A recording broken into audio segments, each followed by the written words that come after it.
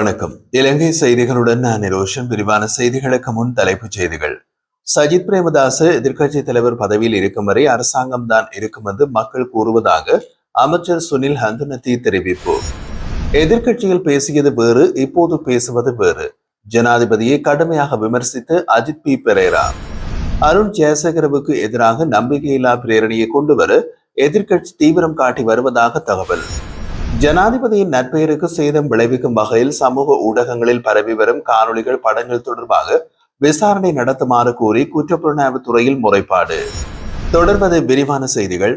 மெல்கோ நிறுவனத்திற்காக படல்கமவில் டென்மார்க் நாட்டின் கடன் திட்டத்தின் கீழ் 4 லட்சம் லிட்டர் கொள்ளளவுடனான பால் தொழிற்சாலையை பசில் ராஜபக்ச கடந்த அரசின் போது நிர்மாணித்ததாக ஜனாதிபதி அனுருகுமார திசநாயக்க தெரிவித்துள்ளார்.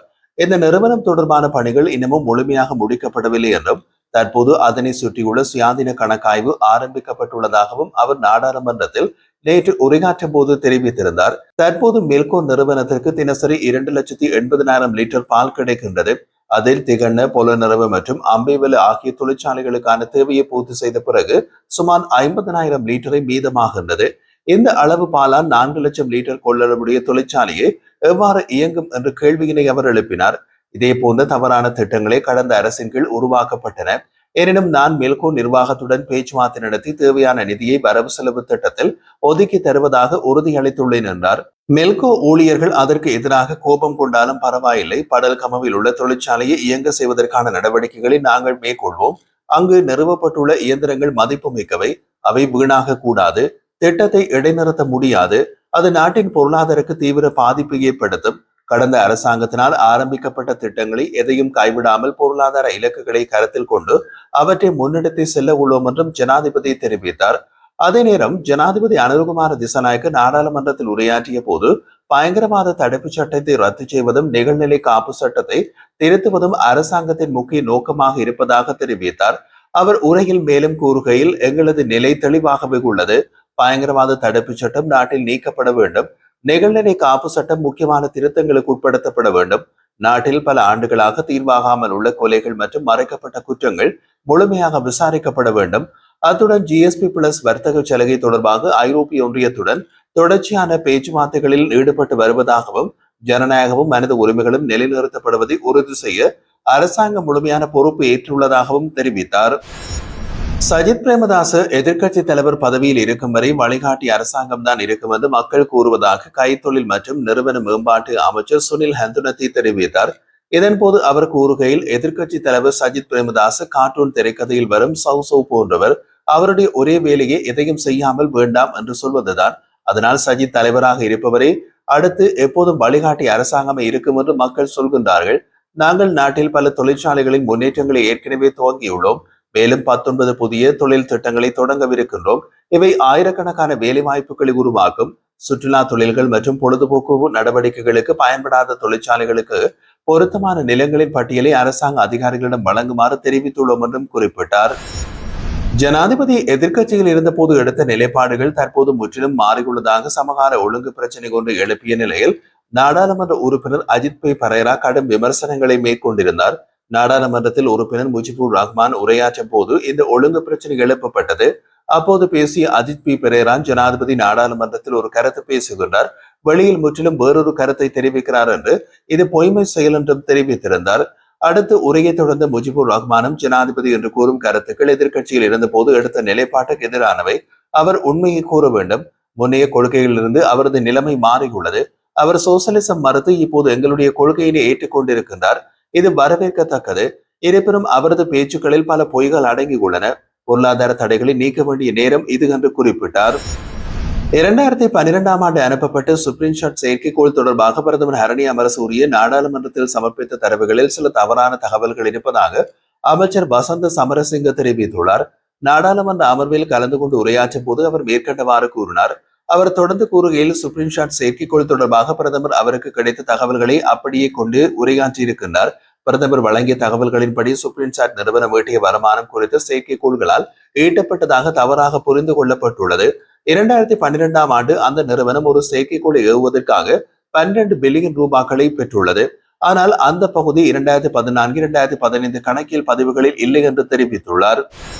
உயிர்த்த ஞாயிறு குண்டு தாக்குதல்கள் தொடர்பான விசாரணையில் பாதுகாப்பு பிரதியமைச்சர் அருண் ஜெயசேகரவின் பெயர் சாட்சியாளராக குறிப்பிடப்பட்டுள்ள நிலையில் விசாரணையின் நம்பகத்தன்மை சந்தேகத்திற்குள்ளாகியுள்ளது. இதற்கமைய ஜனாதிபதி தான் கூறியது போல் அரசாங்கத்தின் விசாரணைகளை அரசாங்கமே பரிசீலிக்க வேண்டும் என்றால் அருண் ஜெயசேகரவை பதவி நீக்க வேண்டும் என்று எதிர்க்கட்சிகள் வலியுறுத்துகின்றனர். இந்த நிலையில் அவர் மீது நம்பிக்கையில்லா பிரேரணையை கொண்டுவர எதிர்க்கட்சிகள் தீர்மானித்துள்ளனர். இந்த பிரேரணையை திங்கட்கிழமை சபாநாயகரிடம் கையளிக்கப்படும். ஊடகவியலாளர் சந்திப்பில் ஐக்கிய மக்கள் சக்தியின் உறுப்பினர்கள் முஜிபுர் ரஹ்மான், காவிந்தி ஜெயவர்தன, நிசாம் காரியப்பன் ஆகியோர் அருண் ஜெயசேகரவின் பதவியில் இருப்பதை விட முறையான சுயாதீன விசாரணை முக்கியம் என்று கூறினர். அருண் ஜெயசேகர குற்றவாளி என்று தாங்கள் கூறவில்லை என்றாலும் அவரது நியமனம் விசாரணைக்கு இடையூறாக அமையக்கூடும் என்று கவலை முக்கியமாக உள்ளதாக கூறப்பட்டுள்ளது. புலிகள் அமைப்பின் கொலைப்பட்டியலில் கூட முன்னாள் ஜனாதிபதி மஹிந்த ராஜபக்சவின் பெயர் இல்லை. ஆனால் புலிகள் என்னை நேரடியாக குறிவைத்து தாக்கினர் என்று பீல்ட் மார்ஷல் சரத் பொன்சேகா தெரிவித்தார். மஹிந்தவுக்கு தற்போது வழங்கப்பட்டுள்ள 60 பேர் கொண்ட பாதுகாப்பு ஏற்பாடுக்கு தேவைக்கு அதிகமானது என்றும் அதை 30 பேராக குறைக்க வேண்டும் என்றும் அவர் வலியுறுத்தினார். ஊடகங்களுக்கு அளித்த கருத்தில் அவர் மஹிந்தவுக்கு வழங்கப்படும் பாதுகாப்பு குறைக்கப்பட்டதாக அவரது கட்சி கூறுகின்றது. ஆனால் உண்மையில் அவர் பெரும் பாதுகாப்பு அச்சுறுத்தலுக்கு ஏற்ப காட்டிலும் பெரியதாகவே உள்ளது என்று கூறினார். புலிகளுக்கு எதிரான போரில் தலைமை வகித்தார் என்பதற்காக மஹிந்தவுக்கு அவர்கள் எதிர்ப்பு காட்டவில்லை. அவரை குறிவைக்க முயற்சியை எடுத்ததில்லை. புலிகள் கொலை பட்டியலில் கூட மஹிந்தவின் பெயர் காணப்படவில்லை. ஆனால் என் மீது அவர்கள் தாக்குதல் நடத்தியுள்ளார்கள். போர் தொடங்குவதற்கு முன் என்னை குறிவைத்தனர். மேலும் மஹிந்தவின் பாதுகாப்பு படையணியினர் பெரும்பாலும் குடும்ப தேவைகளுக்கு பயன்படுத்தப்பட்டனர். இது பாதுகாப்பு என்ற பெயரில் வீணான செலவாகும். இப்போது அவருக்கு வழங்கப்பட்டிருக்கும் 60 பேர் தேவையற்றது. நன்கு பயிற்சி பெற்ற 30 பேரால் போதுமான பாதுகாப்பை வழங்கலாம். நான் பாதுகாப்பு அமைச்சின் செயலாளராக இருந்திருந்தால் அதை போலவே நடவடிக்கை எடுப்பேன் என்று கூறினார். சிங்கப்பூர் போன்ற நாடுகளில் சில அமைச்சர்களுக்கு தனிப்பட்ட பாதுகாப்பு இல்லை. அவர்கள் மக்களுடன் இயல்பு வாழ்க்கை நடத்துகின்றனர். அந்த மாதிரியான சூழ்நிலை நம்மிடம் உருவாக வேண்டும் என்றும் சரத் பொன்சேகா வலியுறுத்தினார். ஜனாதிபதி அனுருகுமார திசாநாயக்கவின் நற்பெயருக்கு சேதம் விளைவிக்கும் வகையில் சமூக ஊடகங்களில் பரவி வரும் காணொலிகள், படங்கள் மற்றும் பதிவுகள் தொடர்பாக முறையான விசாரணைகளை நடத்துமாறு கூறி குற்றப்புலனாய்வு துறையில் அதிகாரப்பூர்வமாக முறைப்பாடு பதிவு செய்யப்பட்டுள்ளதாக தெரிவிக்கப்படுகின்றது. ஜனாதிபதியின் அறிவுறுத்தலுக்கு இணங்கி இந்த முறைப்பாட்டை சட்டத்திரணி அகலங்க உத்பகை பதிவு செய்துள்ளார். அந்த வகையில் பகிரப்படும் உள்ளடக்கங்கள் ஜனாதிபதியின் நற்பெயருக்கு தீங்கு விளைவிக்கக்கூடியவையாக உள்ளன என்று தெரிவித்துள்ளார். ஊடகங்களிடம் கருத்து தெரிவிக்கும் போது ஒரு பெண் மற்றும் ஜனாதிபதி தொடர்பான சில காணொலிகள், படங்கள் மற்றும் பதிவுகள் சமூக ஊடகங்களில் பரவியுள்ளது. இவை அனைத்தையும் பொறுத்து விசாரணை மூலம் உண்மையினை உறுதி செய்ய வேண்டும் என்று அவர் வலியுறுத்தினார். இந்த முறைப்பாடு ஜனாதிபதியின் நேரடி அறிவுறுத்தலின் அடிப்படையில் செய்யப்பட்டதாகவும் சந்தேகத்திற்குரிய சமூக ஊடக கணக்குகள் மற்றும் தொடர்புடைய தகவல்கள் சிஐடிக்கு வழங்கப்பட்டுள்ளதாகவும் அவர் கூறியிருந்தார். மேலும் ஆதாரமற்ற இந்த வகை பதிவுகள் சமூகத்தில் தவறான புரிதல்களையும் குழப்பங்களையும் ஏற்படுத்தக்கூடிய அபாயம் உள்ளது என்றும் அவர் எச்சரித்திருந்தார்.